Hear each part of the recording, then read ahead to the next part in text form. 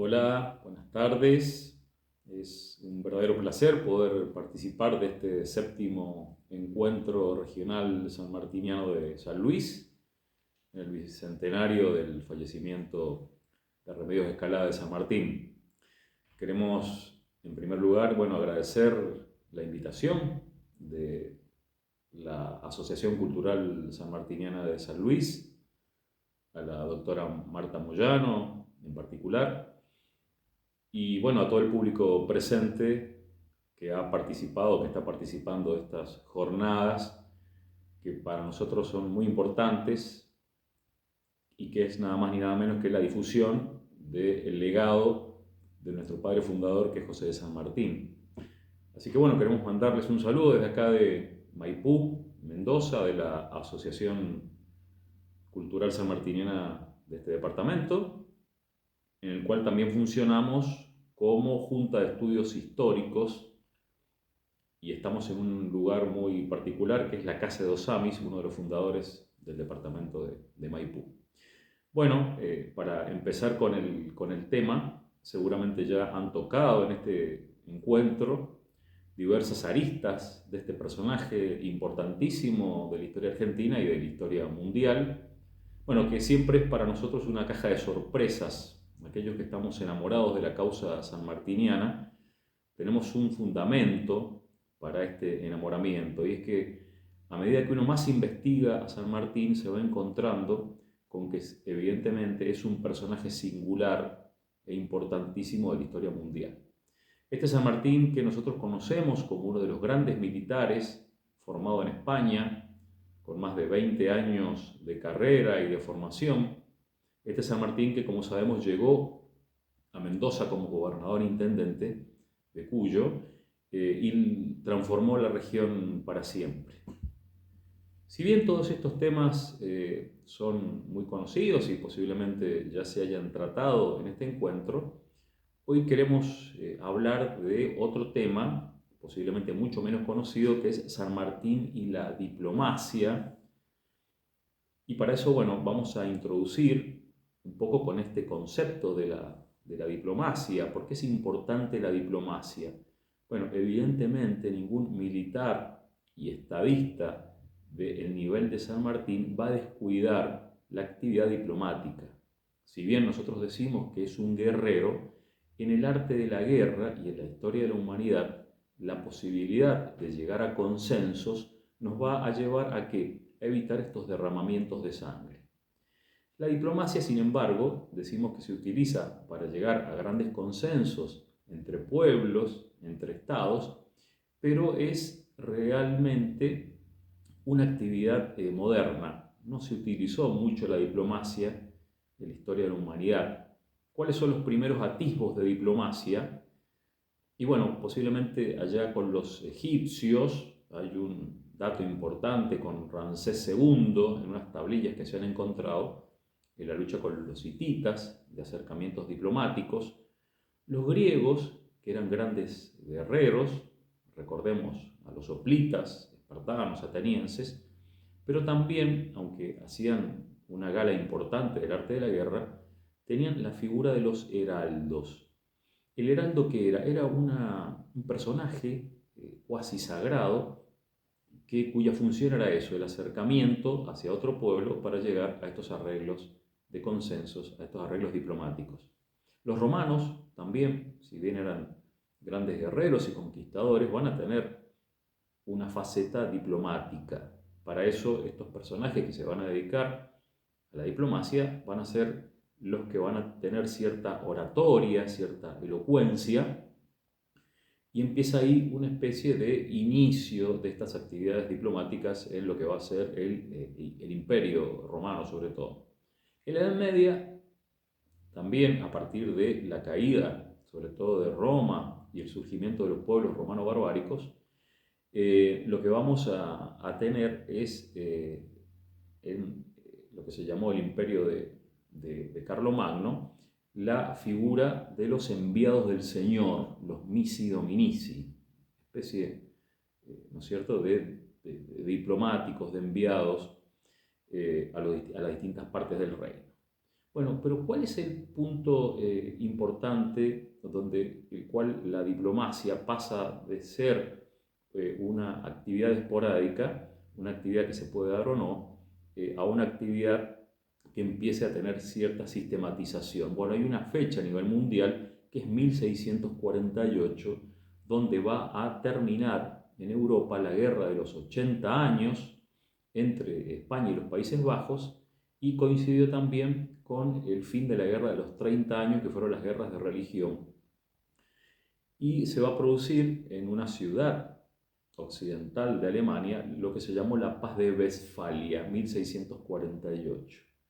Y ahí en ese momento la paz que se va a firmar entre el emperador alemán y el rey de Francia va a empezar a sentar las bases de la diplomacia internacional, del derecho internacional. ¿Y qué va a surgir? Lo que se va a llamar el equilibrio de naciones, el equilibrio de potencias. ¿Qué significa? Que no se va a dejar crecer a ninguna monarquía, a ningún estado, por encima de las posibilidades de otros estados de poder hacerle la guerra. Cuando alguien se salía de ese status quo, se hacía una guerra preventiva. Entonces, 1648, Paz de Westfalia, un nuevo orden mundial.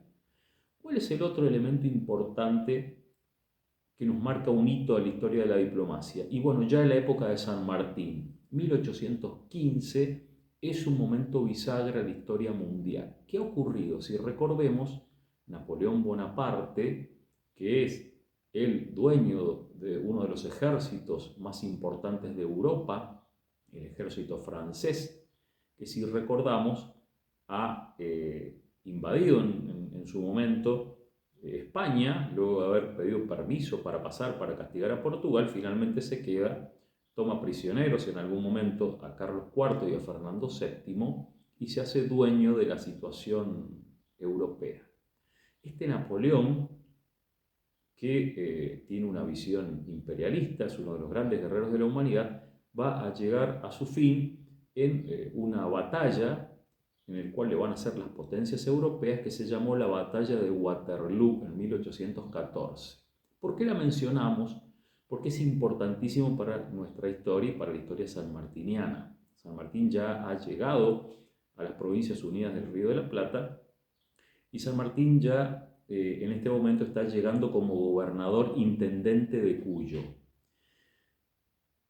La caída de Napoleón, lo que va a ocurrir y a precipitar es justamente la liberación de Fernando VII, que va a volver al trono español, y a partir de ahí, ¿qué va a decir? Bueno, él va a querer volver a hacerse cargo de la situación y va a ir en contra de las revoluciones independentistas. Esta junta, este movimiento juntista que se había dado en toda América Hispana, y bueno, y que va a ir generando la recuperación de España de estos territorios que se estaban manejando en forma autónoma. Así, de esta manera empiezan a caer las revoluciones independentistas de México, de Caracas, y una que nos va a golpear evidentemente a nosotros en 1814, en octubre, que es la caída de la patria vieja chilena luego de la batalla de Rancagua. Bueno, acá nos ubicamos entonces para partir en esta charla. 1815 se va a producir en Viena un congreso, el famoso Congreso de Viena, donde van a ir las potencias que han ganado en esta contienda contra Francia. Hay una nueva repartición del mundo, hay un nuevo orden mundial. ¿Cuál es la intención de este Congreso? Bueno, la restauración de las monarquías absolutas, y en esta restauración de estas monarquías absolutas, lo que va a ocurrir es un apoyo importante a, sobre todo, España. ¿Quiénes van a estar presentes? Bueno, Austria, Rusia, Inglaterra, una restauración de la monarquía francesa. ¿Y qué se va a prometer en este Congreso? Bueno, que en esta restauración se va a mandar a los 15.000 hijos de San Luis. ¿Para qué? Para poder ayudar a España a la recuperación de sus territorios en América. Bueno, este es el momento coyuntural entonces. San Martín está como gobernador intendente. Cuando vuelve Fernando VII empieza a surgir dudas con respecto a este camino hacia la independencia. El director supremo del Río de la Plata, que en ese momento es Posadas, tiene grandes dudas si continuar o no con el camino hacia la independencia.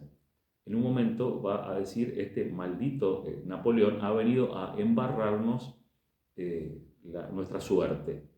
Y tiene dudas. Bueno, San Martín no tiene dudas. San Martín dice hay que continuar firme hacia la independencia. Para eso se va a valer de dos elementos. El ejército, que ya empieza a formar a partir de 1814, acá en Mendoza, con el apoyo de San Luis, de San Juan y también de muchas de las provincias del resto del Río de la Plata, y va a empezar a formar este ejército. Y otro de los elementos que va a tener muy en claro San Martín es la diplomacia, que es el motivo de esta charla. Bueno, entonces decimos nosotros que San Martín, como buen estadista, además de haber organizado Cuyo políticamente, además de estar armando un ejército importante para cruzar la cordillera de los Andes, no va a descuidar los elementos diplomáticos. ¿Por qué? Porque el mundo acaba de cambiar en este momento.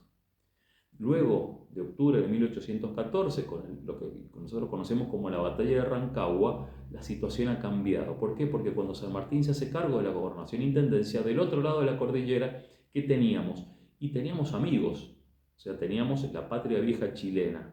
A partir de que los españoles van a tomar Chile, la situación ha cambiado. Por lo tanto, tenemos que cuidarnos, tenemos una amenaza latente del otro lado de la cordillera. Y San Martín, ¿cuál es la primera actuación diplomática importante? La va a hacer con los pueblos indígenas que se encuentran en el sur de Mendoza. ¿Y por qué es importante tener una actuación con estos pueblos? Sobre todo con los pehuenches. Bueno, porque son los dueños de la situación del sur. Hay una gran cantidad de guerreros que son los dueños de los pasos, que tienen recursos y que hay una política importante en la última parte de la colonia, sobre todo los funcionarios coloniales, de amistad con los pehuenches. ¿Qué es esto de la amistad con los pehuenches? Habitualmente nosotros decimos que San Martín, cuando tiene formado el ejército, en su guerra de Zapa, lo que va a hacer es ir a parlamentar con los pehuenches para engañarlos de alguna manera y decirle que iba a pasar por la quinta y la sexta columna, y en realidad lo que quiere hacer es una especie de engaña pichanga con los aborígenes. Bueno, nosotros vamos un poco a revisar esta teoría. Si bien existe la guerra de Zapa, la guerra de inteligencia, la guerra de contrainteligencia necesaria en cualquier evento bélico, y que San Martín lo tiene muy claro, nosotros entendemos que lo que hace San Martín con los pehuenches es la continuidad de una política fronteriza que ya se venía realizando. Ya se venían realizando parlamentos anteriormente. Hay una figura importante que es la del comandante de las fronteras. Hubo un parlamento, hay un antecedente en 1812 que lo va a hacer Alejo Nazarre, y estos parlamentos, la intención que tenían era la de unir y generar la paz y la colaboración entre criollos y pehuenches. Ya estando San Martín como gobernador intendente de Cuyo, se da cuenta de la importancia de las buenas relaciones con los pehuenches y las fomenta. Lo fomenta de forma importante, para ello con los comandantes de los fuertes, sobre todo el fuerte de San Rafael y el fuerte de San Carlos, José León Lemos y José de Suso, les va a decir y les va a ordenar que hagan un nuevo parlamento con los pehuenches. Y eso se produce en 1814. O sea, San Martín está promoviendo un encuentro amistoso con los pehuenches, al cual quiere de aliados. ¿Por qué? Porque se da cuenta en ese momento que los españoles que ya han tomado Chile están haciendo exactamente lo mismo. Están de alguna manera comprando la voluntad de los pehuenches a partir de las relaciones comerciales, a partir de el tráfico de ganado desde Mendoza hacia Chile, y entonces San Martín quiere contrarrestar eso, contrarrestar la presencia de los españoles en Chile y contrarrestar esta situación de posible amistad entre los realistas y los pehuenches. Bueno, entonces empieza con este acercamiento importante y que se produce en particular una situación fortuita, un importante militar español que ha sido capturado y que se llama Agustín Guisi, que está prisionero en Córdoba, se escapa y va derecho a Chile con una gran información porque ha observado absolutamente todo lo que pasa de este lado, y estratégicamente San Martín se da cuenta que si este personaje se escapa y llega a Chile va a llevar una información importante. Entonces, ¿qué le dice? A uno de los sacerdotes, que era uno de los traductores, o los famosos curas conversores, que son aquellos que se dedican a la doctrina, los curas doctrineros, y que algunos de ellos son autóctonos, son de los pueblos originarios de acá, algunos pehuenches, algunos araucanos. El caso de Fray Inalicán, que es uno de los traductores, al cual les va a pedir, le va a decir que por favor que los pehuenches nos ayuden a capturar a Agustín Guisi, y para eso que les dé todos los regalos que sean necesarios. Si uno analiza el acta, lo que puede ver que lo que le estaba prometiendo son 300 yeguas, cabalgaduras, bueno, distintos elementos, una gran cantidad de cosas muy importantes que San Martín evidentemente necesita para la formación del ejército de los Andes, pero que esta generosidad lo que nos da cuenta era la importancia de capturar a Huici. Los pehuenches lo hacen. San Martín, sin embargo, demora el tema de estos obsequios y este pago que les había prometido. ¿Para qué? Diciéndoles que tienen que tener un nuevo parlamento que va a ocurrir en 1816, cuando él ya tiene el ejército formado. Ahí, ¿qué pasa? También se va a producir una situación que no es solamente que ha cambiado la situación en Chile, sino que acá las parcialidades étnicas, las parcialidades indígenas, también tienen un cambio de política. ¿Qué ha ocurrido? Existe la figura del gobernador de las parcialidades pehuenches, y que era este gobernador, aquel personaje que tenía el monopolio de lo diplomático, pero que ha empezado a cambiar esa situación política ad intra de los pehuenches. Han surgido una especie de nuevos liderazgos, que son dos caciques importantes. El cacique gobernador es Ñacuñán o Ñeicuñán, como habitualmente se lo conoce, pero ha surgido dos liderazgos importantes, que es Millaguín y Pañichiñe. Millaguín y Pañichiñe empiezan a disputar este liderazgo y a querer también tratar los temas diplomáticos. Entonces San Martín, que tiene que tener mucho cuidado en cómo se maneja diplomáticamente con los pehuenches. Bueno, se produce el famoso parlamento en septiembre de 1816 de San Martín con los pehuenches. Este es un gran acto diplomático. ¿Qué quiere lograr San Martín con este acto diplomático? Primero, la colaboración, la amistad y la neutralidad, para poder seguir desarrollando toda su actividad bélica y sobre todo poder cruzar la cordillera de los Andes por Tunuyán, por el paso del Portillo, y por Malargüe, por el paso del Planchón. Ese es un lugar totalmente de dominio de los pehuenches. Este parlamento, si lo recordamos, que se va a producir en el fuerte de San Carlos. Bueno, acá hay toda una disputa historiográfica de si se realizó 9, 10 kilómetros más allá, o si se realizó realmente en el fuerte San Carlos. Lo cierto es que el parlamento se realiza. Estos parlamentos tenían todo un protocolo muy importante de cómo llegar, de cómo invitar, de dónde se sentaban en la mesa, de qué comían, de cuáles son los saludos. O sea, un parlamento importantísimo donde cada una de las parcialidades le demuestra al otro sus rituales bélicos, los granaderos vestidos con uniforme de parada, los pehuenches con toda su parafernalia, con sus vestidos, con sus pinturas, con todas sus destrezas que van a demostrar a la parcialidad criolla,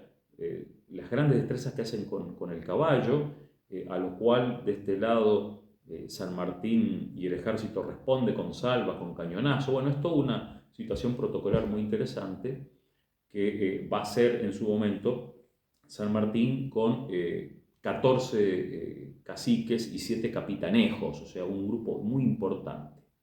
Terminado el parlamento, la gran mayoría de todos los caciques y los capitanejos aceptan la propuesta de San Martín, excepto 3. Bueno, ahí tenemos toda una situación importante, pero es una situación que San Martín va a controlar, es una situación diplomática.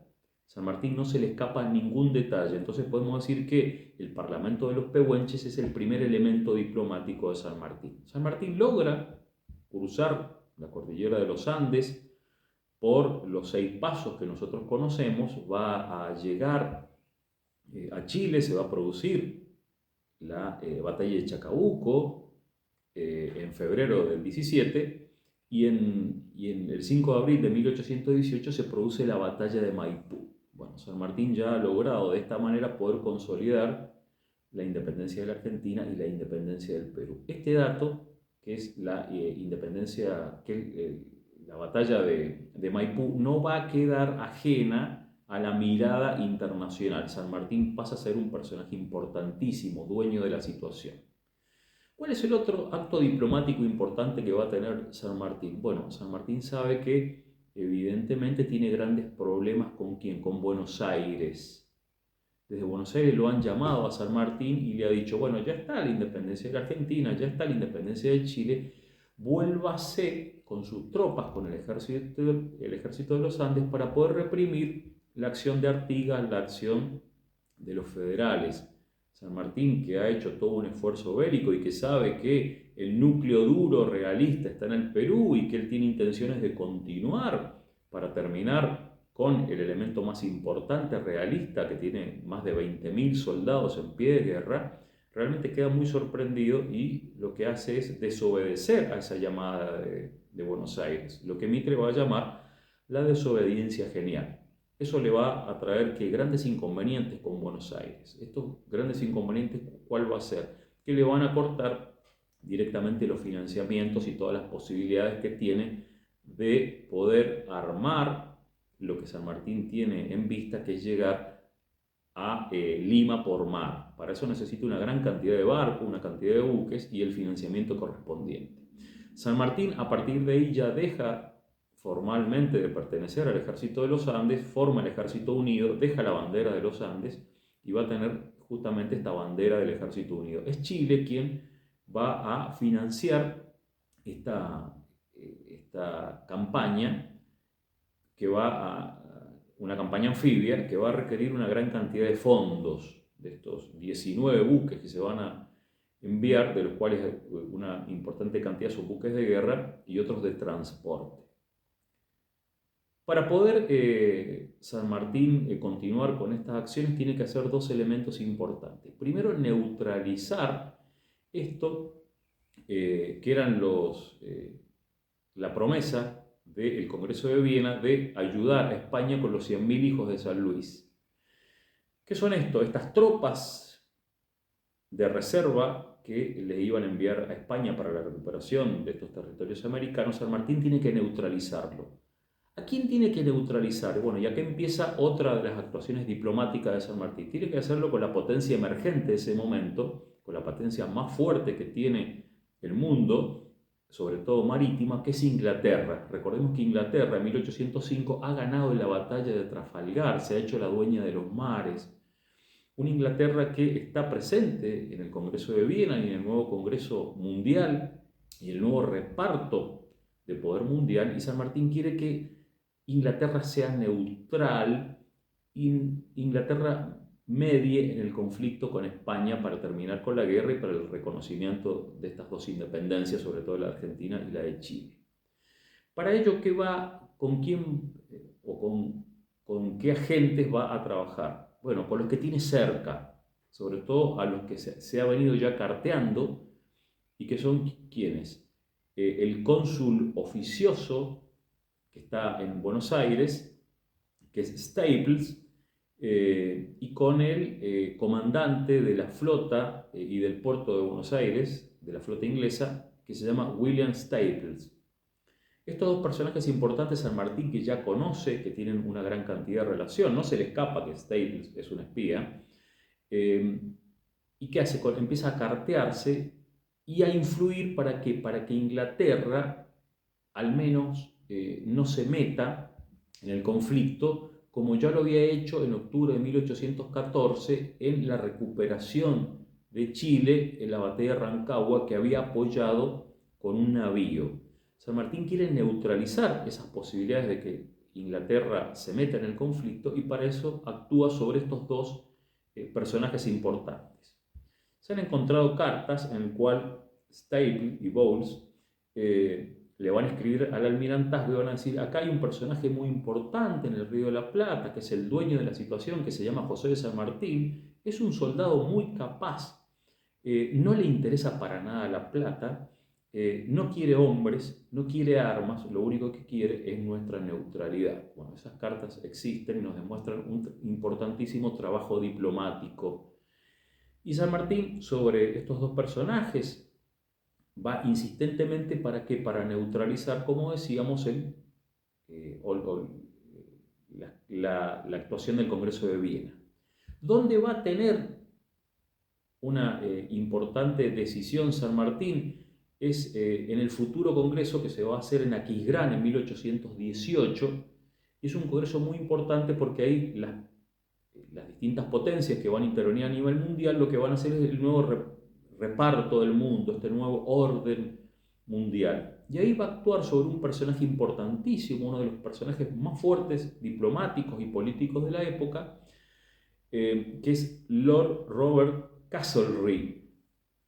El vizconde de Castlereagh es, como decimos, un personaje importantísimo a nivel mundial que va a intervenir en el Congreso de 1818, el Congreso de Aquisgrán, y va a poner en el tapete esta situación de las ex colonias españolas, de los pueblos americanos y de las revoluciones independentistas, y va a hablar especialmente de la figura de San Martín, del triunfo de Maipú, y va a lograr que las potencias no ayuden a España bélicamente. Va de alguna manera San Martín a lograr la neutralidad. Acá vemos la importancia que es el personaje de José de San Martín, que no solamente es un gran político, es un gran militar, sino que es un estadista con todas las letras y que ha llegado a influir en los dos, en este congreso importantísimo internacional. O sea que la jugada de San Martín es una jugada de política y de diplomacia internacional. Esto nos pone a San Martín en el verdadero plano que se merece, ¿no? ¿Cómo continúan las actuaciones diplomáticas de San Martín? Bueno, las siguientes actuaciones diplomáticas de San Martín van a ser cuando ya va a partir en 1820 desde el puerto de Valparaíso, esta imagen tremenda que nosotros podemos hacer la composición del lugar de todos estos buques partiendo y que habitualmente lo hemos olvidado o no lo enseñamos en nuestra trayectoria escolar. San Martín llega al puerto de Paracas y empieza con toda una actividad bélica importante. ¿Cuál es? Bueno, la campaña de la Sierra, o sea, por tierra, de Álvarez de Arenales, y la otra que es la campaña anfibia, la campaña por mar, que va, bueno, finalmente llegar hacia Lima. Tenemos la fortaleza inexpugnable del Callao, esta fortaleza circular a la cual va a rodear, le va a cortar los suministros y va a lograr que finalmente vencerla. Y bueno, y acá tenemos dos importantes actuaciones diplomáticas de San Martín, que son en dos reuniones que se producen, una en el pueblo de Miraflores. Miraflores es un lugar muy lindo ahí cerca de Lima, y ahí se produce una conferencia importantísima con el virrey del momento, que es Joaquín de la Pezuela. Con Joaquín de la Pezuela, bueno, primero va a mandar a cada uno a sus emisarios, van a tener una primera reunión y después finalmente San Martín se va a juntar con Joaquín de la Pezuela. y bueno, no va a llegar a un acuerdo con De la Pezuela, pero sin embargo, bueno, ahí va a ocurrir otro hecho importante. Muchos de los peruanos prorrealistas y algunos de los generales importantes realistas van a ir contra el virrey de la Pezuela, le van a hacer un motín, que es el famoso motín de Asnapuquio, y van a hacer caer al virrey. El nuevo virrey, ¿quién va a ser? Va a ser de la Serna. De la Serna va también a estar en un momento coyuntural importante, que es que se va a producir en España una rebelión contra Fernando VII, que es la rebelión de Riego, de este personaje que lo va a terminar metiendo preso a Fernando VII y que va a restaurar, sobre todo en la Constitución de 1812, la Constitución liberal. Entonces empezamos nuevamente con las ideas liberales. ¿Y qué le van a decir? Le van a decir a De la Serna que vaya a parlamentar con los revolucionarios. Bueno, De la Serna pide una reunión con San Martín y esta es lo que se llama la Conferencia de Punchauca. Bueno, San Martín acá hace toda una movida diplomática importantísima y le dice a De la Serna, mire, sí, nosotros no tenemos ningún problema en parlamentar con ustedes y en llegar a un acuerdo, lo único que le pedimos es el reconocimiento de la independencia de las Provincias Unidas del Río de la Plata, la independencia de Chile, y queremos también la independencia del Perú. Para ello, nosotros no tenemos ningún inconveniente en que la forma de gobierno sea una monarquía constitucional, y que venga un príncipe de la Casa de los Borbones, de la Casa de España. A De la Serna le gustó mucho la idea, pero su segundo, que era un personaje muy importante, que es el general Valdés, no está de acuerdo y arma todo una movida que hace fracasar la Conferencia de Punchauca. Entonces acá tenemos dos conferencias importantísimas del movimiento diplomático de San Martín. San Martín no se queda quieto e inmediatamente, fracasada Punchauca, proclama la independencia del Perú directamente. Pero acá surge una cuestión tremenda, que es el desencuentro con Buenos Aires. Buenos Aires, que en este momento el gobernador es Martín García, cuyo ministro es un enemigo acérrimo declarado de San Martín, que es Bernardino Rivadavia.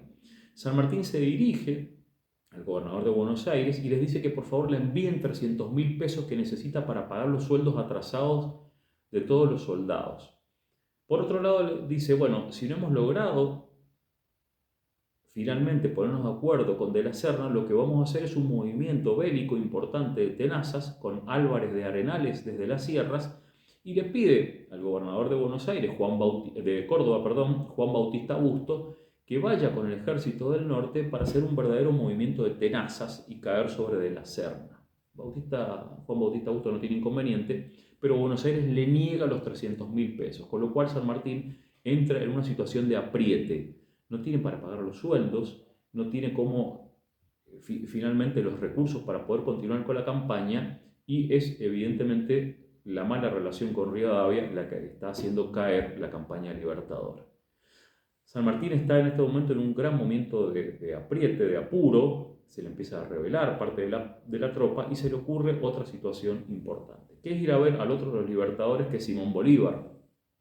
Simón Bolívar, al cual él va a ir a ver va a parlamentar también con Simón Bolívar, que es el famoso encuentro de Guayaquil. Nosotros lo vamos a llamar acá el desencuentro de Guayaquil. Esta reunión que nosotros sabemos que está plagada de misterios. ¿Qué habló San Martín? ¿Qué habló Bolívar? Bueno, entre ellos mismos hubo un pacto de silencio. Pero algunas cosas que se pueden inferir de la correspondencia posterior es que San Martín le dice, bueno, mire, Simón, usted que tiene 9.000 soldados en pie de guerra luego de la batalla de Pichincha, ¿por qué no nos lo presta para poder terminar con el poderío realista que va quedando y con De la Serna?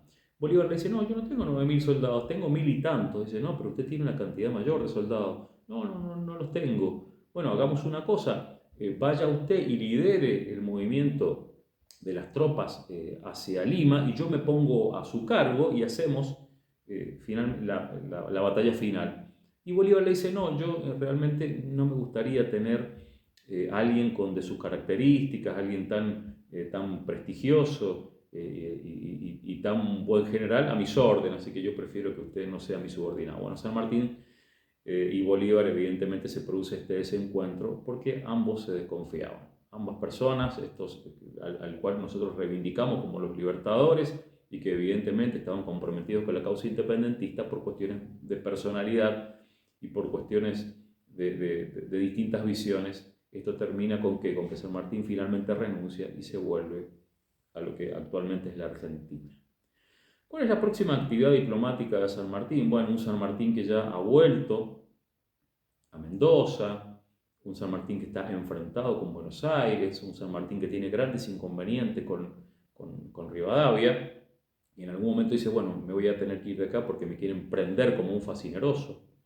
Tal es así que ni siquiera puede asistir a la muerte y al velorio de su esposa Remedios Escalada, motivo de este encuentro, ¿no? Esta situación terrible de San Martín lo hace que finalmente tenga que partir hacia Europa. Y acá tenemos otro elemento importante. Cuando él llega al puerto del Havre, él presenta sus papeles y dicen, ¿quién es usted? Bueno, yo soy José de San Martín, generalísimo del Perú, comandante en jefe de las tropas del ejército de los Andes, etcétera, etcétera. Bueno, dice, realmente él se presenta tal cual es, San Martín no engaña a nadie. Esto hace que encender la alarma y comunicarse directamente con España y con Inglaterra, diciendo que hay una persona que dice ser José de San Martín y que entre su equipaje tiene una serie de documentación de diarios. Él lleva unos diarios etiquetados que se lo iba a dar a determinadas personas. San Martín es una persona muy informada permanentemente. Lo detienen a San Martín, bueno, finalmente lo libera. Otros hechos importantes que va a tener San Martín es que de ahí va a partir a Londres. ¿Y qué va a hacer ahí? Va a querer él hacer todos los trámites necesarios a título personal en Londres para que Inglaterra reconozca la independencia de las Provincias Unidas del Río de la Plata. ¿Ahí con quién se va a encontrar? Justamente que está Rivadavia, y él, dice, Rivadavia, ya que estamos acá, hagamos la reunión necesaria para que Inglaterra reconozca nuestra independencia. Bueno, sí, le dice Rivadavia. Cuando San Martín se retira, le dice a los funcionarios británicos, no le hagan caso porque este es un loco.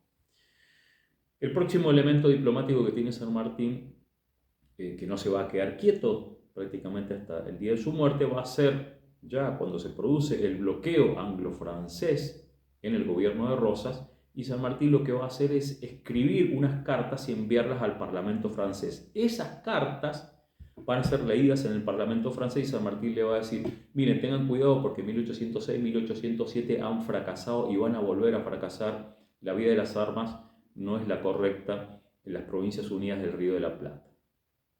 Estas son las últimas actividades diplomáticas de San Martín.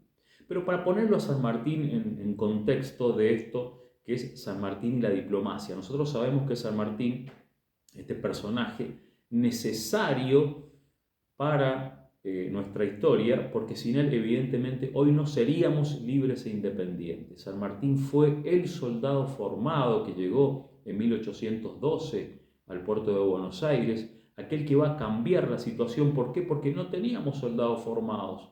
Un Belgrano que fue un personaje importantísimo, San Martín va a decir que es uno de los mejores personajes que tiene nuestra historia, pero no era un soldado profesional. San Martín es el soldado profesional que en un momento llegó, que transformó el paradigma castrense fundando Granaderos a Caballo, que se hizo cargo de la gobernación e intendencia de Cuyo, que transformó a Mendoza, a San Juan y a San Luis para siempre, que logró una de las grandes hazañas militares, que es cruzar la cordillera de los Andes, un teatro de operaciones de más de 800 kilómetros, cuando no hay mapas, cuando no hay los elementos tecnológicos que tenemos ahora. Un San Martín que demostró un liderazgo ético efectivo, un San Martín que nos ordena y que es uno de los grandes guerreros de la historia, uno de los tácticos y uno de los grandes estrategas al cual le debemos la independencia. Pero además hoy hemos podido demostrar que también tiene una importante actuación desde lo diplomático, desde la nación pehuenche, desde el Congreso de Viena, desde el Congreso de Aquisgrán. San Martín estuvo presente. San Martín despliega una política internacional, lo cual lo pone a San Martín como uno de los personajes que realmente tiene un abanico de virtudes, un abanico de aptitudes y actitudes que nos lo pone como el personaje arquetípico a imitar, a transmitir el legado. Nosotros tenemos una gran responsabilidad como asociaciones culturales sanmartinianas, que es que las nuevas generaciones lo conozcan, este personaje, como que al que habitualmente decimos que del cual todos hablamos, poco conocemos y casi ninguno imitamos. Hoy por ahí uno ve con asombro cómo algunos historiadores buscan las miserias debajo de la alfombra y dicen que San Martín era un personaje inglés. San Martín lo afilian a lugares donde nunca estuvo.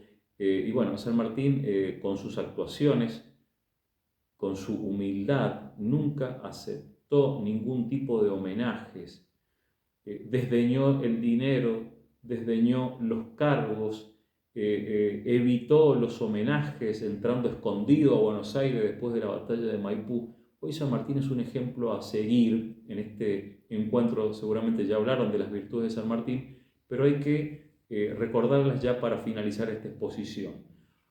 Nadie tiene éxito si no tiene muy claro cuáles son los fines a los que apunta, si no tiene el orden que tenía San Martín, que se levantaba a las 5 de la mañana y era el último en acostarse, si no tiene la disciplina necesaria y si sobre todo no tiene el amor y el patriotismo necesario para que las causas lleguen a buen fin. Así que bueno, ya para ir cerrando esta exposición, un gran saludo a los hermanos de San Luis, de San Juan, que también están presentes en este congreso. Sigamos con toda la responsabilidad difundiendo este personaje importantísimo de la historia mundial, que hoy tiene más monumentos que Julio César, más monumentos que Alejandro Magno, más monumentos que Napoleón, que tiene 40 y tantos monumentos a nivel mundial, el cual reivindicamos no solamente como el personaje nuestro que nos dio la independencia, sino como un libertador arquetípico a nivel mundial. Muchísimas gracias, excelente jornada.